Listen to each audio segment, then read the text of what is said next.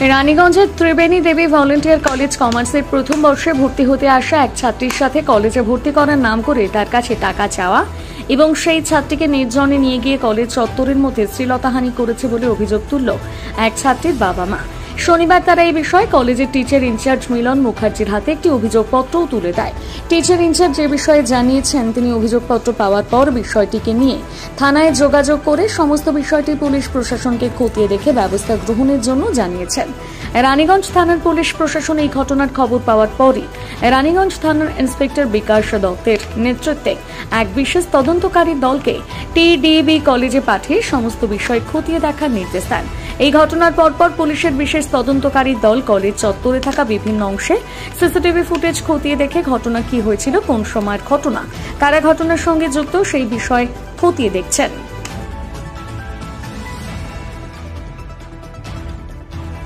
সকালবেলায় আমি যখন কলেজে আসি, তারপরে আমার কাছে দুজন গার্জেন আসেন এবং তারা একটি চিঠি আমাকে দেন। সেখানে তাদের মেয়ের সাথে, যে আমার বোনাফাইড স্টুডেন্ট এখানকার, তার সাথে একটা সেক্সুয়াল হ্যারাসমেন্টের কেস হয়েছে বলে উনি উল্লেখ করেন। আমি সঙ্গে সঙ্গে সেটাকে আমাদের যে আইসিসি আছে তাদেরকে ফরওয়ার্ড করি এবং আমার গভর্নিং বডির প্রেসিডেন্টকে ব্যাপারটা জানাই। গভর্নিং বডির প্রেসিডেন্ট আমাকে ইনস্ট্রাক্ট করেন যে আপনি এক্ষুনি থানায় এফআইআর করুন এই ঘটনাটা নিয়ে। আমি সঙ্গে সঙ্গে ব্যবস্থা নিয়ে সমস্ত রকম চিঠি চাপাটি তৈরি করে আমি এফআইআর করে পাঠিয়ে দিয়েছি। তো এখন তো বেশ কয়েকটা পুরো কলেজ চত্বর সিসিটিভিতে ভরা আছে। একদম সিসিটিভিতে ভরা আছে। আমি থানার থেকে যিনি ওসি এসছেন, ওসি না অফিসার যিনি এসেছেন আর কি, তাকে আমি আমার সিসি ক্যামেরা সব দেখাচ্ছি, সব খুলে দিয়েছি, যেখানে তিনি লোকেট করতে পারেন যাতে ঘটনাটা, এবং তাকে নিয়ে সেই ক্যান্ডিডেটকে নিয়ে প্লেস অফ ইনসিডেন্সেও তারা গেছিলেন, দেখে এসেছেন সবকিছু। এখন এই সমস্ত কেসটা পুলিশের আওতাধীন আছে, আমার কাছে আর কিছু নেই। নিরাপত্তার ক্ষেত্রে আমি থানাকে রিকোয়েস্ট করেছি, সেই চিঠির মধ্যে আমি লিখেছি যে আপনারা একটা যদি ভিজিলেন্সের ব্যবস্থা নেন তাহলে আমার খুব ভালো হয়।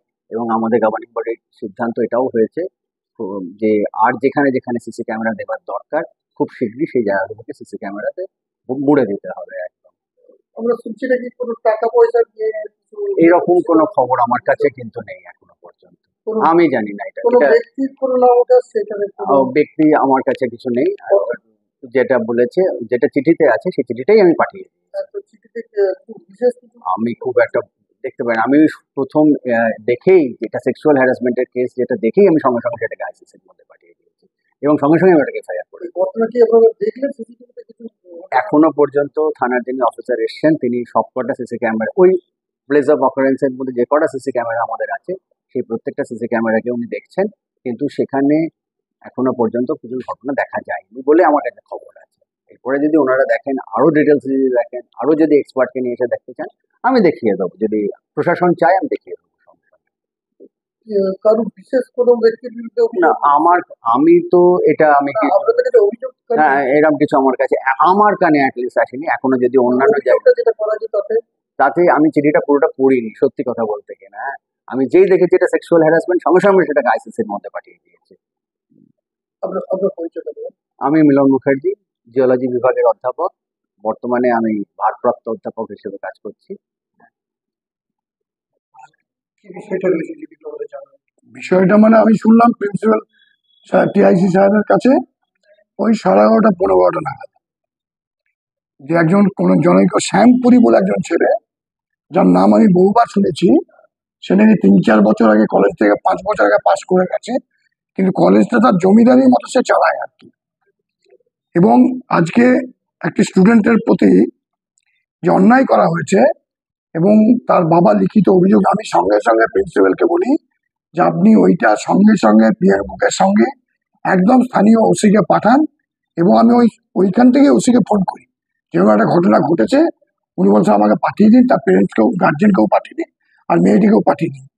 তো যাক, সঙ্গে সঙ্গে পুলিশ এসে আমাদের যে সিসিটিভি আছে সেসব চেক করেছে। মেয়ের বাবার সঙ্গে বা ওদের যারা ছিল, আমি তো অন্য একটা জায়গায় ছিলাম, আসানসোলেই ছিলাম, তার সঙ্গে কথা বলেছে। কিন্তু এই ঘটনা সে নাকি প্রায়ই ঘটায়, এই প্রথম একটি মেয়ে মুখ খুলল। কারণ এর আগেও আমি অভিযোগ পেয়ে, আমি আগের যিনি ওসি ছিলেন এবং আগের যিনি প্রিন্সিপাল ছিলেন আশিস রায়, তাকে দিয়ে চিঠি করিয়েছিলাম যে বহিরাগতরা কলেজটাকে একটা মুক্তাঞ্চল করছে। পুলিশ বহুবার পুলিশের কোনো দোষ দিন আমি, এই ওসিও দুবার তিনবার চেস করেছে, তাদেরকে ডেকে পাঠিয়েছে কলেজে তোমরা ঢুকো না, তোমরা আউটসাইডার। তবু তারা জানি না কার আশীর্বাদ, কার মাথার উপর হাতে কোন দাদার হাত অনুযায়ী তারা কলেজে এই জিনিসটা করে যাচ্ছে। এটা মানে আমি ফেড আপ আর কি। বহুবার আমি যতবার গেছি পুলিশ ডেকে বসে আছে, পালাচ্ছে।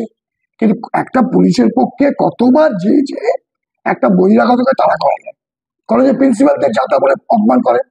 টিআইসি কে কদিন আগে নাকি টিআইসি আমাকে রিজাইন করতে এসেছিলেন, যে টিআইসি তিনি বলছেন টিআইসি থাকবো না, কেউ টিআইসি হতে চাইছিল না। টিআইসি না থেকে কলেজটা স্টেলমেট হয়ে যাবে, বন্ধ হয়ে যাবে। 96টা প্রফেসর আছে, প্লাস আরো অ্যাডিশনাল আমাদের স্যার টিচাররা আছে, এত স্টাফ আছে, এত স্টুডেন্ট, সবারই বেতন বন্ধ হয়ে যাবে। তারা থাকতে চাইছে না। কয়েকদিন আগে টিআইসি কে কোন স্টুডেন্ট নাকি বলছে যে ভিসি কে যদি 3 দিনে টাকাতে পারি, তুই তো কোন দিনের ছাড়। এটা টিআইসি আমাকে বলে, আমাকে অন্য একজন খবর দিল যে স্যার এই যদি বলে কোনো ভদ্রলোক থাকবে। তো তাদের যারা বলছে, আমি মনে করি তারা সাহসটা পায় করতে। নিশ্চয়ই কেউ না কেউ ইন্ধন যোগাচ্ছে, কেউ না কেউ মাথার উপর আছে। নয়তো আমি মনে করি না যে কোনো রাজনৈতিক আশীর্বাদ ছাড়া, কোনো বাহুবলীর আশীর্বাদ ছাড়া, কোনো রাজনৈতিক বাহুবলীর আশীর্বাদ ছাড়া এরা এই জিনিসটা করতে পারে। কোনো লোক করতে পারে না। আমি জানি, আমার 40 বছর রাজনীতি হয়ে গেল, আমার 18 বছর এমএলএ রিসিভ হচ্ছে। আমি জানি না কে কোথা থেকে কি করে না করে। আমি বলি যারা করছে, যারা তাদেরকে সমর্থন করছে, পাপ করছে। আজকে তার মেয়ের সঙ্গে যদি হতো, এরকম করে ঢাকা দিতে পারতো, তাকে প্রোটেকশন দিতে পারতো। আমি এখনো বিশ্বাস করি না কেউ প্রোটেকশন দিচ্ছে, কিন্তু আমি জানি কোথাও যে তারা একটা প্রোটেকশন পাওয়ার চেষ্টা করছে। বলা হয়েছে, কিন্তু কলেজে কোন প্রফেসর যাই বলুন, তারা একটা MA PhD করে তারা প্রফেসরই করতে আসে, তারা এইসব লোকের সঙ্গে লাগতে যাবে? তাদেরকে অপমান করে দেয়, তাদেরকে ভয় দেখায়, প্যানিক করে, ইলেকশন করতে দেয় না। প্রফেসরদের ইলেকশন হয়ে তাদের নমিনেশন বাবা স্টেশনে ছিঁড়ে নেয়, তাদের মোবাইল ঠিক কেড়ে নেয়। তখনও কমপ্লেন করেছিলাম থানায়, কিন্তু ওই যে বললাম থানা কি করবে, একটা থানায় ওসি দুঃখ করে বলছে যে স্যার আমি কোন দিকে যাবো, আমি তার নাম বলতে যাবো, আমি কোন দিকে যাবো? আমি আপনি সতের পক্ষে থাকবেন, ন্যায়ের পক্ষে থাকবেন, থাল থাকলেও চলা ব্যাপার। কিন্তু এই যে যারা করছে তাদেরকে আমরা ওসিকে বলেছি কোনো দিকে না তাকিয়ে আপনি কিন্তু আইনের একজন রক্ষাকর্তা, আপনি এটা বিচার করুন। অবস্থা ভাই আমি তো বললাম আমি সেটা, আমি আগে আমাকে যদি 5-7 দিন টাইম দেন, আমি আমার পুরোনো কম্পিউটার যেখানে আমার চিঠি হতো সেখানে আগের ওসিকে 5বার চিঠি করেছি, সিপি কে চিঠি করছি, সিপি সাহেবকে চিঠি করছি যে বহিরাগতদের আপনি কলেজটাকে বাঁচান। কার পা কার মাথা আছে ভাই আমি জানি না, কিন্তু আমি বলি যার পা যার মাথা আছে তারা কিন্তু পাপ করছে একটা। এটা প্রশ্রয় দেওয়া যায় না, এটা প্রশ্রয় দেবেন না। আমরা যদি এরকম একটা লুম্পেনকে প্রশ্রয় দিই, আমি আমার পরিবারের দিকে আমি কি কৈফিয়ত দেবো? আমার ছেলে মেয়েকে আমি কি কৈফিয়ত দেবো? এইরকম একটা লুম্পেনকে যদি প্রশ্রয় দিই, আমি সমাজকে কি কৈফিয়ত দেবো? অথচ মানুষের নিচে বিচার বিবেক বুদ্ধি আলাদা।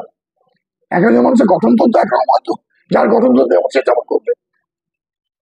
হ্যাঁ, এই ঘটনাটা জানতে পারলাম সেটা হচ্ছে একজন প্রথম বর্ষের ছাত্রী, তাকে ভর্তির নাম করে কলেজের একজন বহিরাগত শ্যামপুরী নামের একজন ছেলে, যে তৃণমূলের কাউন্সিলরের ঘনিষ্ঠ, এবং আমরা পরে জানতে পারছি তিনি তৃণমূলের জেলা প্রেসিডেন্টেরও ঘনিষ্ঠ। এইরকম একজন ছেলে যে বহিরাগত, যার সঙ্গে কলেজের কোনো যোগসূত্র নেই, সেই রকম একজন কোনোভাবে সেই কলেজের মধ্যে, প্রথম কথা সেই কলেজের ভেতরে ঢোকে কি করে? সে কলেজের মধ্যে যায় এবং সে একটি মেয়েকে নির্যাতন করার চেষ্টা করে, এবং যা বাকি শুনতে পাচ্ছি আমরা যে তার সাথে একটা খারাপ কিছু করার চেষ্টা করেছিল। এই ঘটনা শুধু আজকে পুরো টিডিবি কলেজকে কলুষিত করেছে, কালিমালিপ্ত করছে। আজ রানীগঞ্জকে কালিমালিপ্ত করছে এই ঘটনা। আজ যে কোনো জায়গায় আপনি আরজিকর থেকে তুলে এনে আজ টিডিবি কলেজ, আর যেখানেই যাবেন সেখানে তৃণমূল নেতাদের, তৃণমূলের গুন্ডাদের, তৃণমূলের কিছু অ্যান্টি সোশ্যালের কাজ দেখতে পাবেন। এই বিষয় নিয়ে আপনারা দাবি করেছেন? আমাদের একটাই দাবি যে অভিযুক্তকে ইমিডিয়েট 24 ঘন্টার মধ্যে অ্যারেস্ট করতে হবে, নইলে আমরা কিন্তু রাস্তায় নামবো। আমরা শান্ত রানীগঞ্জকে অশান্ত চাই না, কিন্তু যদি এই রানীগঞ্জের মধ্যে এই ঘটনা ঘটে আমরা কিন্তু কোনোভাবেই মেনে নেব না, কোনোভাবেই কোনো বরদাস্ত করবো না। অবিলম্বে তাকে অ্যারেস্ট করতে হবে এবং যে কোনো মূল্যে তার আমরা কঠোর শাস্তির দাবি করি। দেবজিৎ খাঁ, প্রেসিডেন্ট, রানীগঞ্জ মন্ডল 1।